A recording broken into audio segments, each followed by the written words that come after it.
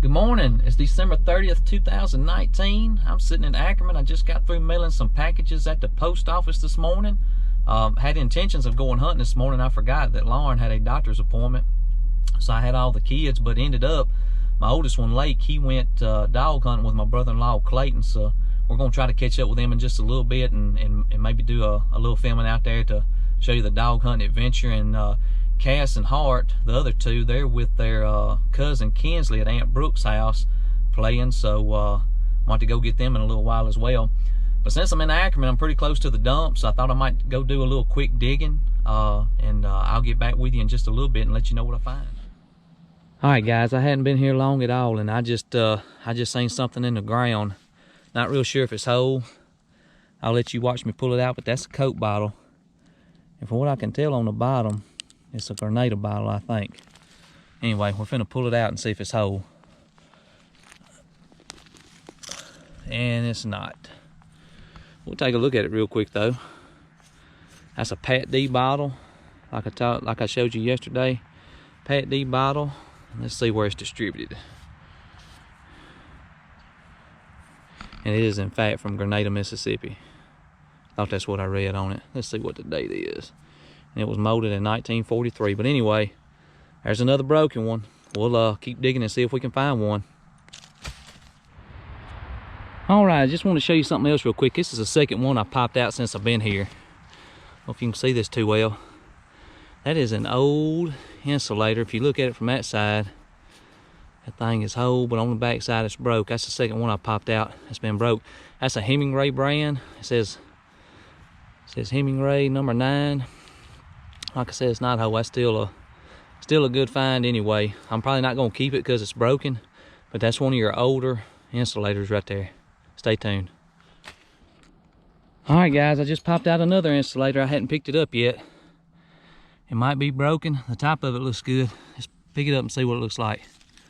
Oh, and it's broken. Man, those are pretty. Maybe I'll find a whole one before I leave.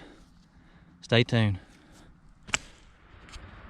Well, I just popped a pretty blue one out of the ground. Just look here. Look how pretty that is. Now that's a stopper. I just broke it. That's a stopper stuck in that bottle.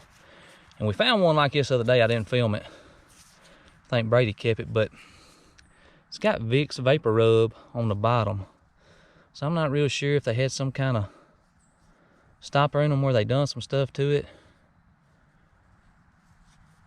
or what this is. But anyway, that's a beautiful bottle, good one to find, pretty blue. And like I said, anytime you can find anything quart type, embossed, or blue, you keep it. So anyway, stay tuned.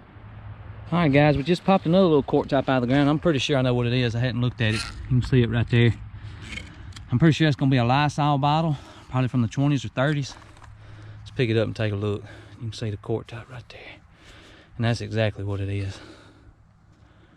You see the lettering right there, it says Lysol. So anyway, we found a few of these the other day. That's still a good find. We're gonna throw that in the pile and keep going.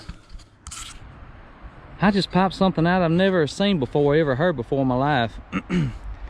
I hope you can see the embossing, but that says Miller's right there at the top.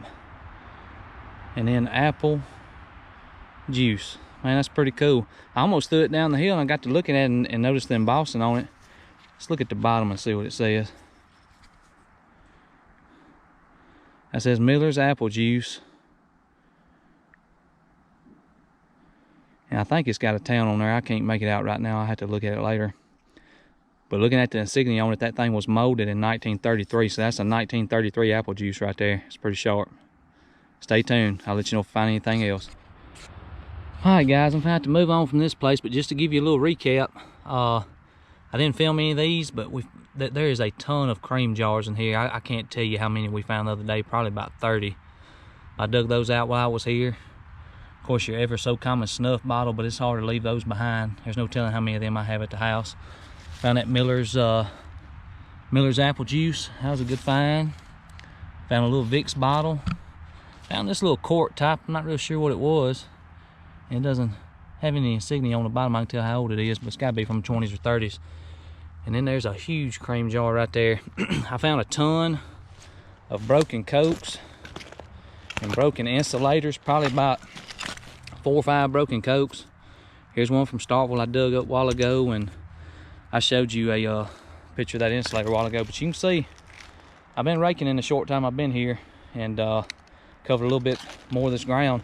It just seems like I told you yesterday, everything that's good, it seems like it's more prone to be broken. Can't tell you how many intact ketchup bottles I've dug out of here, and of course nobody wants to keep that. But anyway, I'm finna make my way out. I'm gonna stop up here at one more spot and just rake around just for a second and see if we can find something there, and then we gotta go get the kids. So stay tuned. All right, guys, anytime you're wanting to look for a place to dig, or where you think old house place is, you always want to find some ravines or some kind of depression. That's more than likely where they chunk the garbage. Of course, this particular spot right here, I don't really see anything laying on top of the ground, but you could use your probe to see if there's anything. Now here's a better example. As you can see, it's a big drop off from the ground right there. And I don't know if you can see it, but there's some bottles down at the bottom of that, which we can probe and kind of see.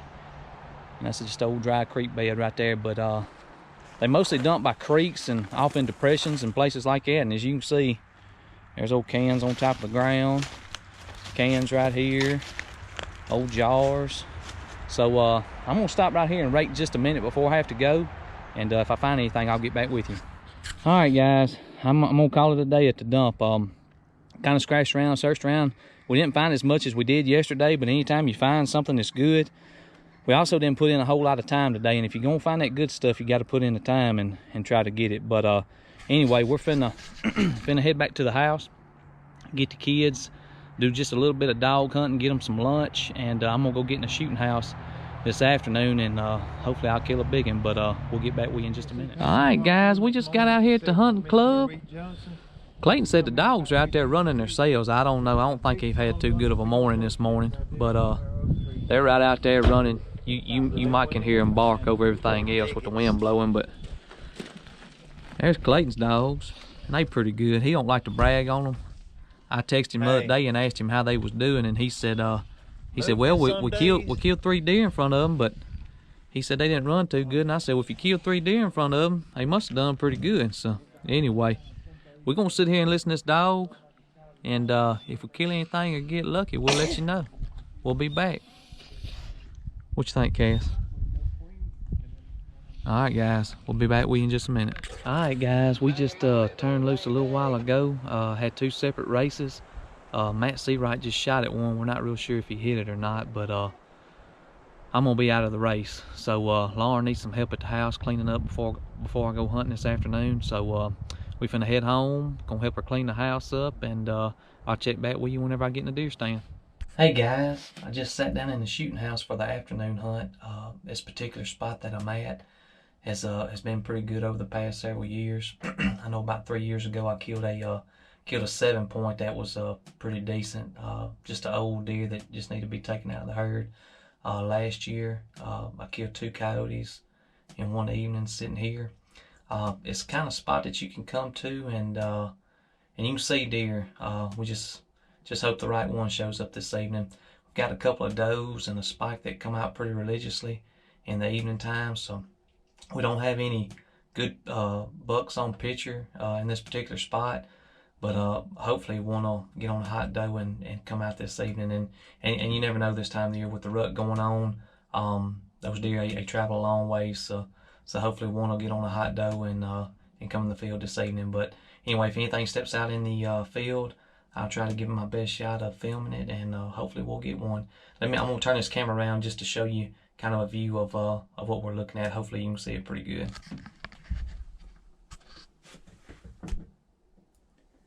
As you can see, there's 2 green strips with a little grown-up area in between it. So I still have the windows closed because I didn't want to make a whole lot of noise while I was talking. So, but anyway, if something comes out, I'll do my best to try to get it on camera, and we'll be back with you.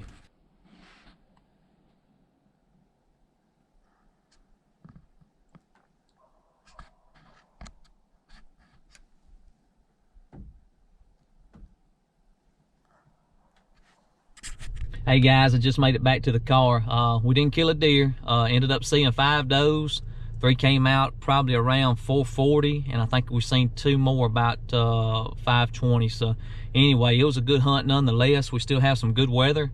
ahead of us tomorrow. I'm gonna get back after it in the morning and see if we can't get something. But anyway, you stay tuned, and I'll get this video up, and we'll do some more filming tomorrow, and go to YouTube and subscribe to the Jones Boys.